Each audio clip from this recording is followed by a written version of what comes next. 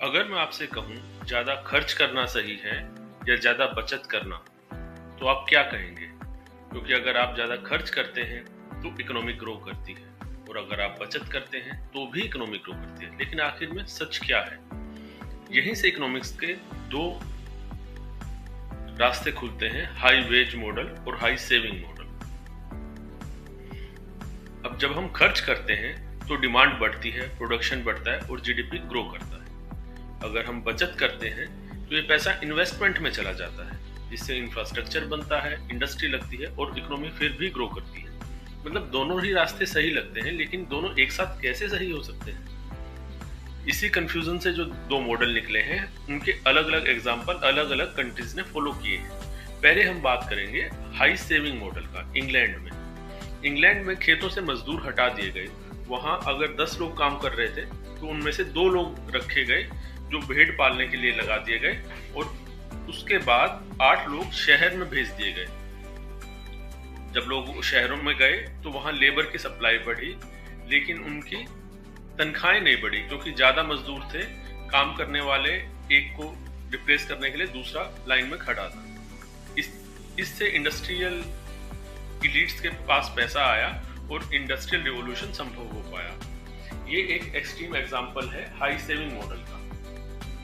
अब देखते हैं जापान ने क्या किया। जापान के जो नेशनलिस्टिक गवर्नमेंट थी उसके पास चुनौती थी। उन्होंने देखा ब्रिटेन, अमेरिका ये इंडस्ट्रियलाइज्ड कर चुके हैं, अगर हमने भी इंडस्ट्रियलाइजेशन नहीं किया तो हम इनकी कॉलोनी बनकर रह जाएंगे। इसीलिए वो अपने वर्कर्स के पास गए, उनके वर्कर्स को समझाया कि आप लोग स्ट्राइक मत कीजिएगा। वर्कर्स ने कहा हाँ, हम स्ट्राइक नहीं करेंगे, पर बदले में हमें मिलेगा क्या? उनको कहा उनके इंडस्ट्रियलिस्ट ने कि हम अपना सारा प्रॉफिट आपकी जॉब देने में, नई फैक्ट्रियां लगाने में इन्वेस्ट कर देंगे। ऐसा करने से बिजनेसमैन को भी फायदा हुआ, पर बिजनेसमैन बोला मैंने अपना इन्वेस्टमेंट दिया, मुझे क्या मिला? उन्होंने कहा गवर्नमेंट ने कहा उनसे कि हम आपके लिए बहुत सारा सपोर्ट सिस्टम देंगे, सस्ती जमीनें देंगे, आपके ऊपर आपकी जो बाहर से आने वाले इनकम है उस पर टैरिफ लगाएंगे, चीजें हैं उन पर टैरिफ लगाएंगे। तो इस तरह से गवर्नमेंट ने भी सपोर्ट किया बिजनेसमैन को, और इसी वजह से जापान का रैपिड इंडस्ट्रियलाइजेशन पॉसिबल हो पाया। अब तीसरा और भी एक्सट्रीम एग्जांपल देखते हैं, वो है सोवियत यूनियन का। इस मॉडल में क्या किया गया था कि पहले वहां निकोलस जार एक राजा हुआ करते थे सोवियत यूनियन के। उनको एक कम्युनिस्ट रिवॉल्यूशन ने टॉपल कर दिया, बदल दिया उनको। तो कम्युनिस्ट की आइडियोलॉजी क्या थी कि सबको हम बराबर पर लेकर आएंगे। तो उन्होंने पहले क्या किया, जितने पढ़े लिखे लोग थे, एलिट्स थे, अमीर लोग थे, उनको मारना शुरू किया, उनकी प्रॉपर्टी हड़पनी शुरू करी और वो सभी लोगों में बांट दी। बोले ये सभी हम सरकार के पास चली गई है।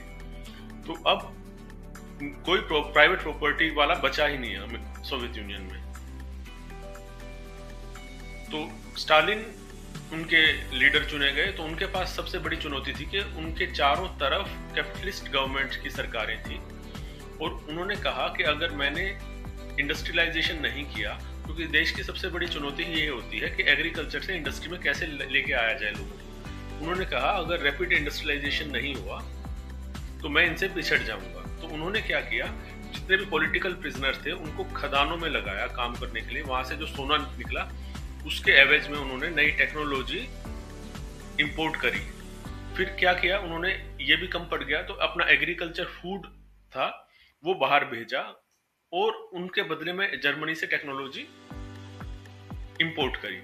ऐसे अनाज भेजने से जो वहां के लाखों लोग जो रिवॉल्यूशन के हिसाब से आए थे वहां पर, वो भूखे मर गए, लाखों लोग मारे गए, और रिवॉल्यूशन का जो प्रॉमिस था वो फेल हो गया।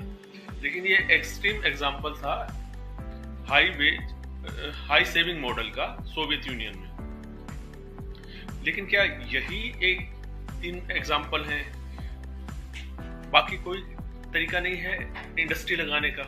है, ये तरीका है हाई वेज मॉडल का। यूएसए ने क्या है, अलग रास्ता चुना। उन्होंने कहा कि मैं अपनी इंडस्ट्री को, लोकल इंडस्ट्री को बचाने के लिए टैरिफ लगाऊंगा।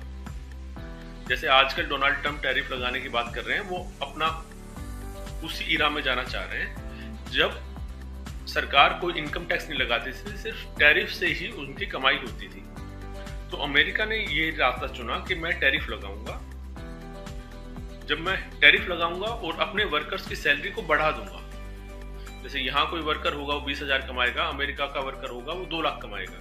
2 लाख कमाने के बाद वो 2 गाड़ियां भी रखेगा, तो जो गाड़ियां बनाने वाले हैं उनको जॉब मिलेगी। ऐसे हाई जो वेजेस के कारण डिमांड बढ़ेगी तो प्रोडक्शन भी बढ़ेगा, प्रोडक्शन बढ़ेगा तो प्रॉफिट भी बढ़ेगा, और इस तरह से एक साइकिल चल जाएगी। तो ये हाई वेज मॉडल में क्या होता है, जो सेविंग से इन्वेस्टमेंट होती है वो बहुत कम होती है, क्योंकि वर्कर ज्यादातर चीजें खर्च कर देते हैं। तो उसको इन्वेस्टमेंट आ रही थी यूनाइटेड किंगडम से, इंग्लैंड से। इंग्लैंड के जो रईस थे उन्होंने अमेरिका को as a startup nation choose किया और वहां से वो इन्वेस्टमेंट लेकर आए। तो इस तरीके से अमेरिका बिना कोई कॉलोनी बनाए भी अमीर बन गया और इंडस्ट्रियलाइज्ड स्टेट बन गया। So that's all for the today, guys. I hope you like it. Please like, share, and subscribe my channel.